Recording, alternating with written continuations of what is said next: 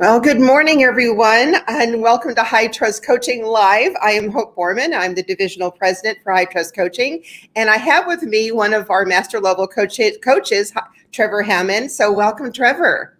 Hey, Hope. Good to be here. To have you here today. It's been a while since we've been on Coaching Live together. Yes, it has. Yeah. I'm excited. We're looking forward to it. So before we get started, one of the things I wanted to mention is that High Trust Coaching Live is up, every Wednesday morning on High Trust Today Facebook group.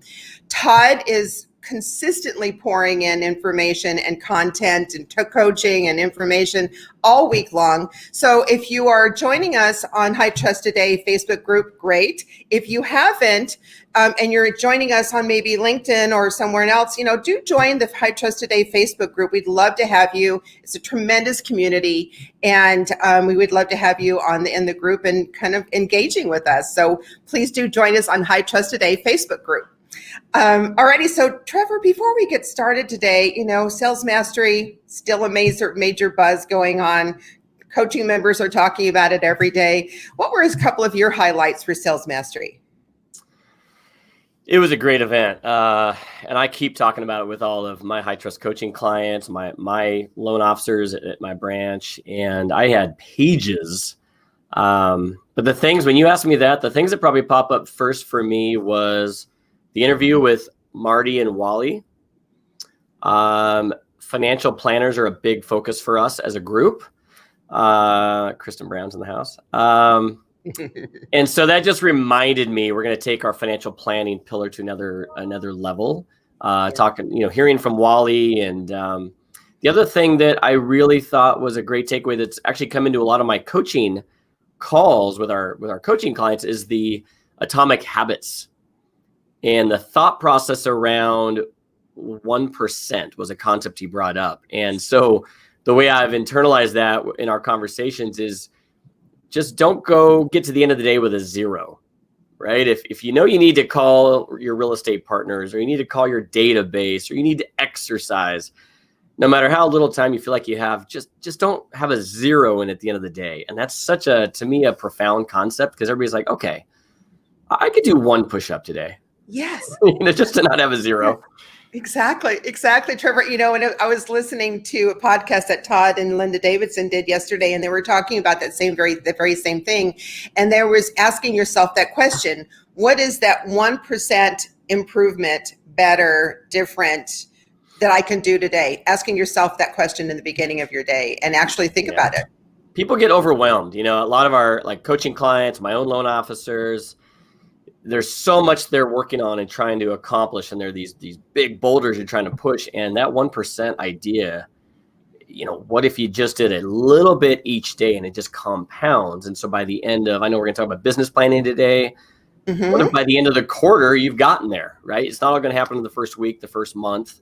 But that 1%, I think, is a concept people should carry through the rest of this year and into next year for sure. Yeah. So Trevor, don't you think that that's something that we do in coaching? Is that all year long, we're doing that 1% improvement in one area or another all throughout the year. So it's almost as if we almost forget all of what we've accomplished throughout the year. Do you think that happens a lot in coaching? Oh yeah. I think we accomplish a lot more than we realize a lot of times throughout the year. I hate the word busy, but we do feel busy. That's our perception of ourselves, and this industry is very busy. This year has been such an unexpected, incredible year from a business standpoint, outside of what's going on in the rest of the world. Yes. The market really turned towards us as mortgage professionals. So probably most people that are on here live or watch this in the future, hopefully 2020, they'll look back and it was the best year they've ever had. Yes. From a productivity standpoint.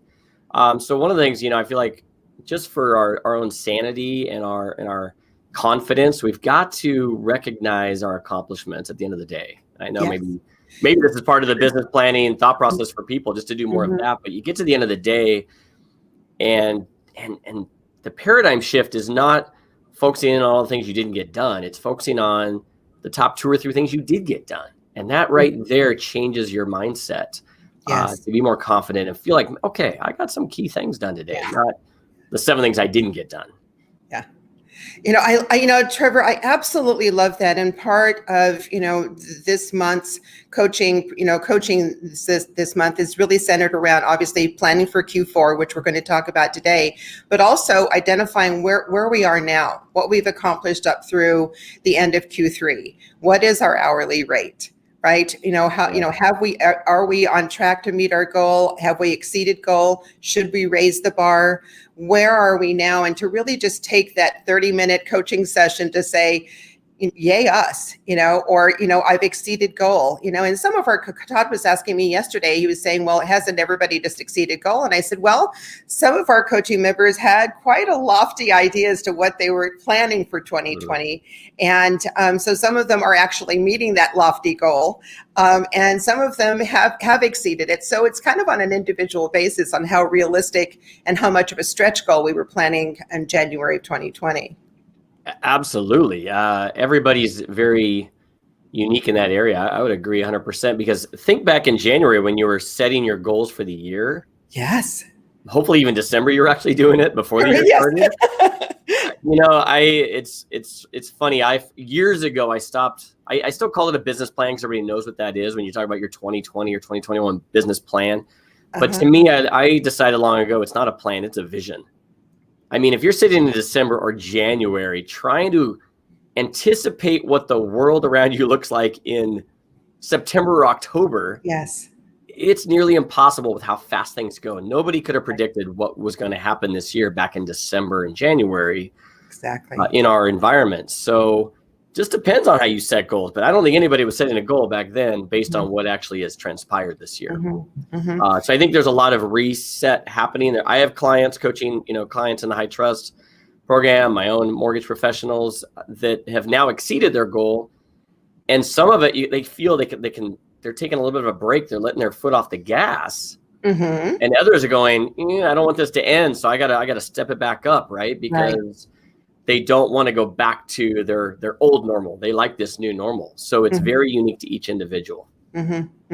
Yeah, it's very, very true, and I think that's why I like doing it before we start going into the the Q4 planning. Is where are we now, and at least acknowledge our success and our accomplishments, and we don't know what 2021 is going to bring us, and I have had a lot of our newer coaching members asking us, well, isn't everybody insanely busy? Isn't everyone experiencing this? And I said yes, but they're coaching members that have been with us for a couple of years were a little bit better prepared. They had their teams in place, they had their ops in place, they had their relationships in place, so they were, I think, maybe a little bit prepared. Would you agree with that? Yeah, there was a quote in Sales Mastery this year that I keep just repeating to myself and others, that I think it was a John Wooden quote, but it's when opportunity arrives, it's too late to prepare. And that just smacked me. I love that. It was like, that is so true. And so what you're seeing is the people who already had kind of built up their systems to be very good, their customer experience systems, they had teams, right? They had capacity, are the ones taking the most advantage of this market this year. And those that hadn't, right? Maybe it was out of fear. They hadn't brought on that first assistant yet. They're all winning, right? Everybody's doing good, but they're maybe have a lot more stress involved. They're working a lot more hours, so they're getting kind of fatigued, which we've been talking about before. So a lot of our coaching clients, I think the benefit, we're giving anybody we're able to help on a regular basis is helping them navigate through these waters. Everybody's busy, like I said, right? And everybody's got a lot of opportunities, but how well are you converting those opportunities? In refinance markets, we've both been in this business a long time. It can be very much about rate and rate centric. And now it's just, you're swimming in that bloody red ocean with the sharks. Yes. And you just feel beat up every day, and you're not even getting the clients for the right reason. You're getting them because you gave them the rate that they were asking for, right? It's just, that's not the high trust business model. So a lot of our conversations, I imagine, I know for me and our other coaches, are still improving your game, even though the phone won't stop ringing. I mean, still taking all of these at-bats through the first 9 months of this year and still making sure we're improving along the way. Not just getting through the year, but actually like learning and growing through the year. Yeah, exactly. And to your point a minute ago about leveraging and leveraging this opportunity to grow database. Are you asking for referrals? And I love what you just said about, are you getting clients for the right reason? Yeah. Are you From getting value, clients for the right? right Value reason? creation, because we teach concepts like circle of cash flow and clients for life. And I know some people are just getting the loans and pushing them in, right? And they're forgetting some of those foundational principles that I've been a student of, since my baby days in this industry, and so have you. That Todd's always teaching us. That client. The ultimate goal is to multiply that client into more clients. That's the ultimate goal. Then business gets really easy. Yeah. Getting that person not just to the finish line and getting a commission, but getting them to the end where they're like, I can't wait to tell other people about you. Thank you. And being very intentional about that. And by design, Yeah. which is kind of why we do business planning, right? It's I feel like if you don't take the time to put a plan together, not just for the beginning of the year, but each quarter is a biggie for me. And even honestly, even your week and your day, then if you're successful by accident. And I don't ever feel good about that. Like, I know we all need a percentage of luck in this world and this business.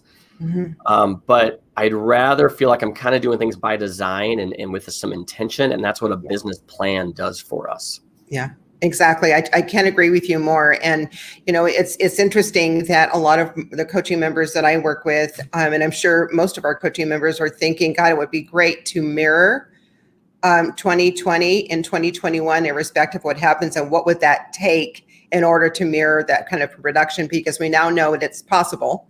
We now know it's attainable.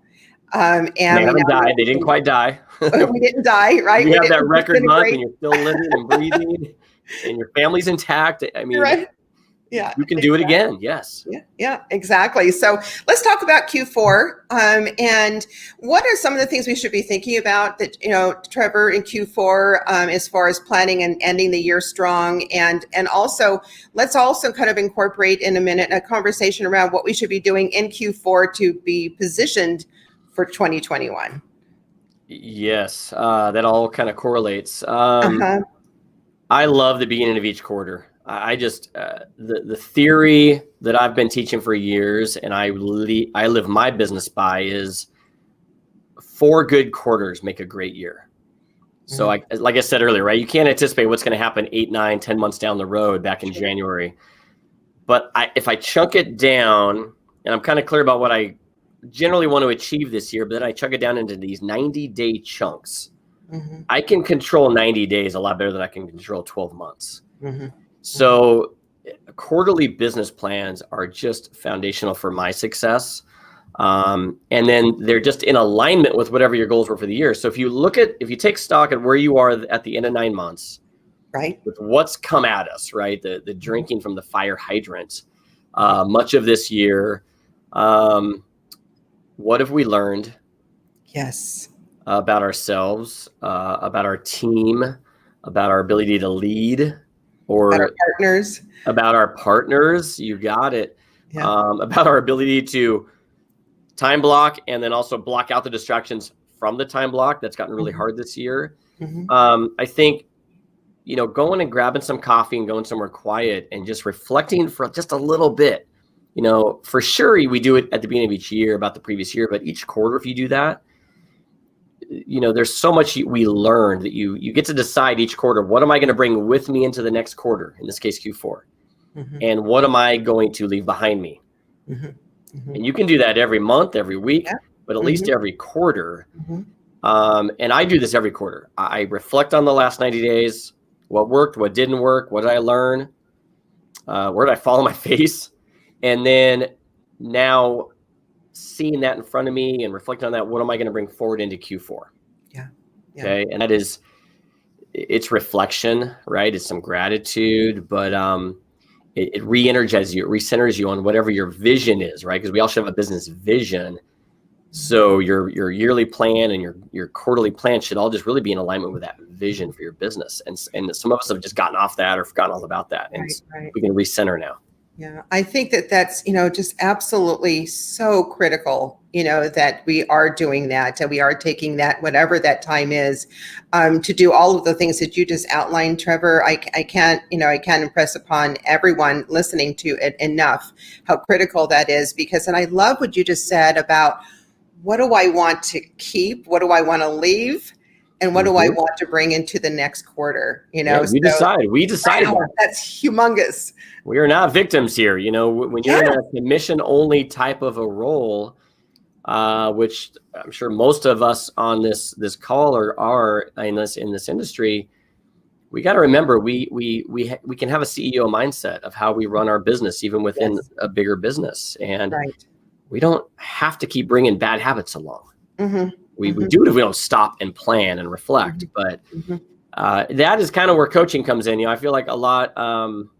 Hourly rate's a big deal for us, right? That is one of my favorite metrics that we track for our HRS coaching clients, because that tells me, are we working smarter, not just harder? Yes. We're all working hard, but are we working smarter, right? Or is our conversion rates going up? Right. Because just working more hours is not what anybody really wants. And so I had a call yesterday with a coaching client, and I was having him go through how many hours he felt like he worked. He's like, well, I did spend some time on a couple of weekends, but working on my business, so I didn't really count those. And I said, well, I'm not letting you off the hook with that. I mean, that should be part of your hours working. You can't just spend 100% of your hours working in the business. Yeah. This whole business planning and vision and reflecting is working on the business. And, I follow an 80-20 rule. I mean, a minimum of 20% of your time should be working on your business. Yes. So that for him was kind of an epiphany. He's like, I never thought of it that way. Yeah. I said, well, that is how you run and build a business. You spend time working on the business, at least 20%, and the rest of the time is in it, right? And just running hard and taking calls and getting strategies put together for your clients. Exactly. I learned that many years ago from Todd Duncan working on my business, and I had actually did it weekly. So Friday afternoons from 1 until 4, I worked on my business. And it was interesting. I was just thinking about Sales Mastery Digital this year, and all of the 26 Sales Masteries we've had in the past, that most of us would stay the weekend, right?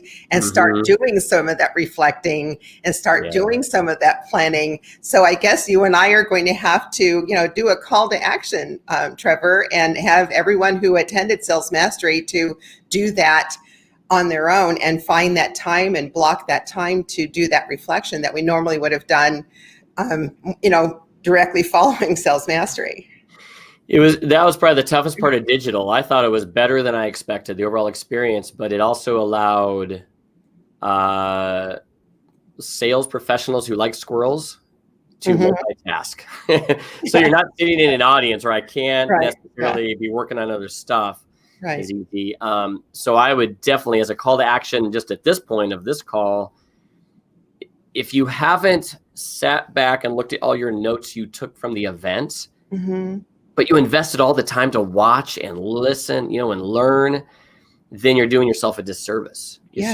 So it doesn't mean if you didn't already do it, it's okay, but do it. Block the time out. Take a Friday afternoon, go back through your notes. I have almost a complete binder. Ironically, it's right here, sits on my desk every day. There. And this thing is full. I even started putting some tabs in it of my real key takeaways. It doesn't leave my desk. It's always here, so I can kind of reflect back. And that's how you get the most out of one event like that, one great event. Yeah, and one of the obviously the benefits of digital is that you can go back, whatever you missed, or whatever you want to watch again, or whatever really truly resonated for you in that, in whatever conversation, to go back and listen to it again and really maybe dial in a little bit more as to what you want to be. Yes, that's such a cool feature. And, Todd was so generous to let us invite real estate partners, yes, financial planning partners, your loan officer assistants, right? Your operations managers. This is the first time most of them will ever have that experience. So if they weren't able to make it, how cool would it be to host a little viewing party? Grab just a couple of the segments that would be relevant to whoever you want to invite. Sure. Hop on a Zoom share your screen and go through it together for an hour, and then spend 30 minutes, right? Have your favorite beverage in hand if that makes it more fun. Yeah, sure. And you get kind of a happy hour. Hey, let me write this down. It's a great idea. So that's how you take the learning, but also you leverage your time more effectively. You're now prospecting, deepening your relationships, and learning all at the same time in that same hour or hour and a half. I would recommend absolutely. I think that's a great idea, and it's something I've been encouraging our coaching members to be doing. Is to whatever you missed, go back and listen. Do block out the time. I know that you're busy. I know that we have to get every loan humanly possible in and closed in October because of the new, the Fannie Freddie fee increases and all of how that's impacting our industry. We know that there is a fulfillment slowdown. So whatever's not approved in November is probably not going to close this year on refis and that type of thing. So do take this time, do block out this time. Trevor, do you have any more advice with regard to time blocking, taking that time to actually do some planning around that and to listen to Sales Mastery? Yeah, I think it all starts with commitment. Let's just be really honest. If you're not fully committed to it, you won't do it. Cody Hardridge, some of you that watch this know Cody, and then I talk to Cody quite often, and he always says, if they don't want to, they ain't gonna. Yeah. So if you don't truly want it, or if you're not truly committed to having a more organized, proactive day, if you aren't truly sick and tired of being reactive or feeling reactive throughout the whole week, then you're not going to block the time. It's a bad excuse, but get committed to it, and then you'll find a way to do it. Fridays are my day. I don't schedule any appointments for Fridays, except for our coaches call. That's fun, and we get to talk with other high trust coaches. But otherwise, no appointments. That's my day to work on my business. I have theme days, and I've started sharing some of that on our Facebook group. That Tuesdays are my high trust Tuesday day. So theme days are a tip that I always share with my coaching clients, my advisors. So you have time blocks, but then have a realtor day, have a financial professional day, have a database day. Have a just close loops and catch up day. And 80% of your day should be around that focus. So 20% of your day can still be interruptions and, hey, got a minute, and I need a pre-approval letter, trying to put an offer in. Like, that's great. But the theme for that day is whatever you choose. So a lot of people benefit when I teach them or get them to get back to theme days. So that's a huge tip I would have. And then you wake up with this clarity, this focus. Like, okay, for me, yesterday, Tuesday, it's high trust day. I read the book. I get my high trust mug. That's my mug for every Tuesday for coffee. I coach all the high trust coaching clients on Tuesdays, and my whole team here in Portland knows that's my day. And it just gives me that sense of direction. Yeah, that's beautiful. I love that. I love theme day. I think that's terrific. I had only one theme day a week, and that was my on time. But the thing is that it's so true that either we are being intentional about our business and not being at the effect of our business, because we're not really that successful if we are consistently at the effect of our business. We're just writing a lot of business, working a lot of hours, and making hay while the sun is shining, and then that type of thing. So let's talk about purchase refinance percentages. And where we are now, what we can be doing in this quarter and in our business planning to ensure that our purchase refi percentages and ratios are a little bit more higher on the purchase side. This might sound crazy to many people who watch this either now or later. There are people in our industry that are 70% purchase this year. Yes, there are. They are out there. They exist. Yeah. They've been very intentional to not let that part slip. Now, I am all about taking care of all those clients that you've served. You've now earned the right to now help them save a lot of money. And my team, all of my coaching clients are doing a lot of refinances too. So that's where you have to scale up. That's where we talked about, bringing on more support so you can do that. But let's just sever the ties on the first three quarters in Q4. If you have been neglecting your real estate agents, that's where that 1% idea comes in. You like October for many people might still be their best month of this entire best year, which is just crazy to think about. So if you don't have an hour a day to prospect and call your real estate partners or check in on your TBDs, call one a day. Just do something, because if you go to the flip side, the worst thing that I keep telling my clients, my high trust coaching clients now, is imagine it's November or December and you reach out to that real estate agent and you don't even realize it's been 4 or 5 months since you've really talked with that agent. And they're like, hey, Trevor, what are the refinances slowed down? Like rates go up? Where you been? That's going to be a gut punch. So who wants to have that conversation? You do not want that to be their response, like they haven't heard from you in so long. So right. A lot of, my coaching clients, we're talking about getting one bomb video out a week. Add value, get it out there. That takes you 5 minutes to record. Share a best practice, a case study, a tip from Sales Mastery, right? The content's endless. Yeah. Get your real estate agents into a group and get something of value so they see your face. Like if you don't have a lot of time, you can still make a little bit of time. Yeah. Send a birthday text to your agents. Send a checking in on you, a video text. So the purchase business will always be, as we all know, we've all been trained, will always be what carries us through. Yeah. So you got to do enough this quarter, no matter how busy you feel or you don't have enough time, you can do 1%. Right. Of what you wish you were doing. Yes. We're not asking you for a 360. We're not suggesting a 360. We're suggesting a 1% of your week that you're investing in your referral partners. I know that Todd Duncan, the first time I learned this years ago, he really saved my business because I wasn't focusing. I wasn't paying attention to my referral partners. And he said, this is coming. And fortunately for me, I listened. And I did invest in my referral partner relationships. I did grow them. I did expand them because obviously I was one of the few that were out there having those conversations with referral partners. So I was actually able to build some tremendous relationships that carried me for years to come. So it was the first time that, that I heard it. And so we can't emphasize it enough and maybe not get tired of just maybe bringing it up again. What are we doing?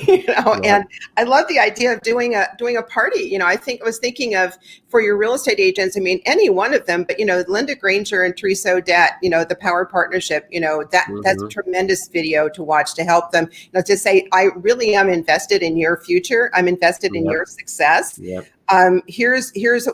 is a perfect profile of what a power partnership looks like and what I'm looking to create with you.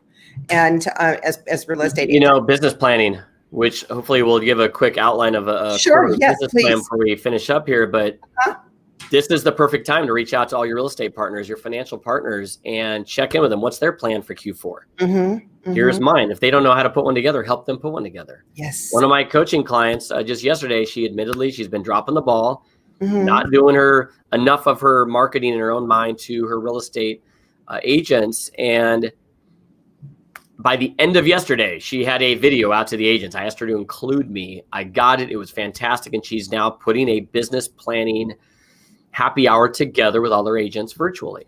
Fantastic. And she just kept pushing off. And finally, I just said, do it. This will be fun. Do it. You love doing this. Just make the time. And she had it out by the end of yesterday. I love that. I love execution, right? It's suggestion and conversation. Yes, I know you're right, Coach. Yes, I agree with you. But the fact that she, did it before the end of the day and send it to you. I love that. Love that. That's going to serve. Get it done. Get it done. Get it done. Right, exactly. So, okay. So just to wrap up, most important, anything else you want to be talking about as far as business planning for 2021? Here's where my head's at, that I'm sharing a lot with people. Nobody knows what 2021 is going to bring. Everybody's trying to predict, and it's kind of funny. Rates could go up, they could go down, trillions of more in stimulus. Who knows who's going to be the president, right? So stop trying to figure that out. Yes. My theme for Q4 is yoga. I think your Q4 focus needs to be around how do I build the most flexible business that is prepared for whatever happened in 2021. Mm-hmm. If rates go lower, Mm-hmm. which there's talk of that, how do I make sure I'm prepared for that? Mm-hmm. If rates go up, what do I need to be doing in Q4 to make sure I'm prepared for that? Mm-hmm. And there are certain things you could do to make sure you're prepared for both at the same time. Mm-hmm. Mm-hmm. You know, getting back out in front of your partners. If rates go up, you'll be glad. If rates go down, guess what? Those real estate agents have a lot of people they could refer you for refinances, Mm-hmm. right? So now I'm prepared for both. Yes. Build up your financial pillar, right? Expand your pillars of referral networks. If rates go down, I'm going to get more referrals. If rates go up, I'm glad I got more people referring me business. Right. Exactly. So I think flexibility is what we need in Q4. So come up with your top 3 to 5 priorities for the quarter. Then measure how will you, by the end of December, how will you measure whether or not you were successful? If you want to focus on re-engaging with your real estate agents, what does that mean numbers wise? I've got 10 new referrals from new agents by the end of the quarter, and I've got 3 more committed agent partners, right? I want to measure it. Yes. Then what are my key couple of activities that are going to get me there that I can put into my calendar, my time blocking? Mm-hmm. 1 call a day, 1 video a week, 1 happy hour a month, with agents. Mm-hmm. What are the activities that you can control that you think will get you there? That is a business plan. Mm-hmm. Priority, Mm-hmm. how will I measure it? And what do I need to do daily or weekly to get there?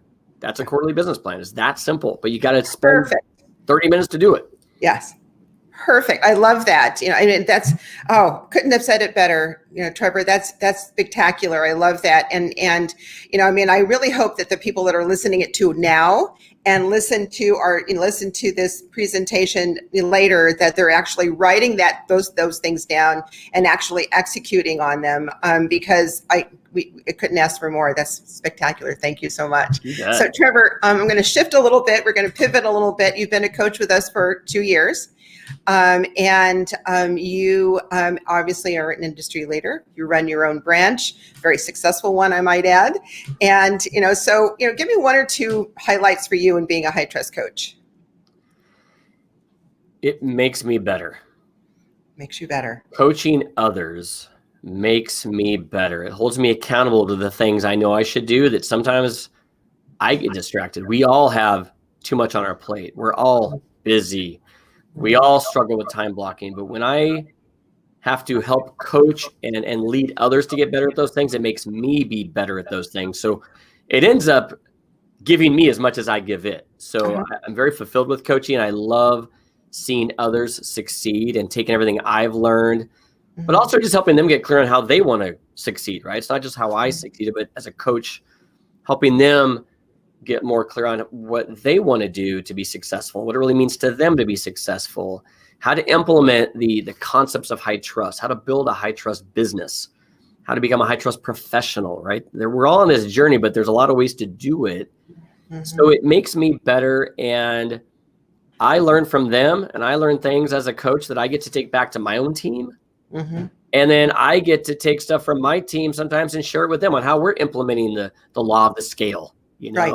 Yes. The law of the ladder. Here's what my team's doing. Yeah. Would this work for you? And they say, that's a great idea, right? And it's just being a coach, I get to learn as I coach. And it's the ROI is huge in that way. Yeah. I think that is probably, and then that's almost a criteria, when we're hiring a coach is, what is your motivation? What is, to become a high trust coach? I mean, it is a very unique qualification process. You need to be actively engaged in the business. You need to, be a master of the high trust methodology. You need to have the heart of a coach. And what you just explained, it makes me better, is the heart of a coach. So Trevor, we can't thank you enough for what you bring and the value that you bring to high trust coaching and to all of your coaching members and your team and your community that you serve. So I thank you for that. Thank you. I just being a part around the other coaches, Hope, honestly. Yes, I know. For me, it just being around such a high quality character of a group of people in our industry that have had so much success, but also just love helping others. I get value from the other coaches as well. It's awesome. So I get it from my clients, I get it from you, I get it from Todd, and I get it from the other coaches. Yes. Yes. Win, win, Absolutely. win, win, win. Yeah. Win, win, Stick win, around. win. I love that. So for those of you, High Trust Coaching continues to grow. As I said, it's a unique profile to become a high trust coach. So if you would like to see if you qualify to be a high trust coach, please send me an email to hope.bourman@hightrustcoaching.com. And I'd love to hear from you. And the last thing that I want to mention is, obviously we have free coaching calls that we offer to anyone who's interested, wants to get more information about high trust coaching, what we do, what our program offers. Please just go to hightrustcoaching.com and schedule a free coaching call. Wouldn't you say, Trevor? Absolutely. Absolutely. I think any of our coaching clients would highly encourage people to take advantage of a free coaching call and just talk to a coach and get some input, get some guidance, get some direction. Yeah, exactly. Okay, well, Trevor, any final messages before we sign off today? No, we've covered a lot of good stuff, I think. Be intentional about this quarter, but also understand that it's been an amazing year. Yes. So as you head into the holidays, make sure your clients and your referral partners aren't also becoming more important than your family at home. Right. And the people most important to you. I know we didn't really talk about that, and it doesn't always come up, but we do want every loan we can get. Turn times are stressing us out, but when you go home, or when for me, go downstairs back and engage with my family from my home office, right?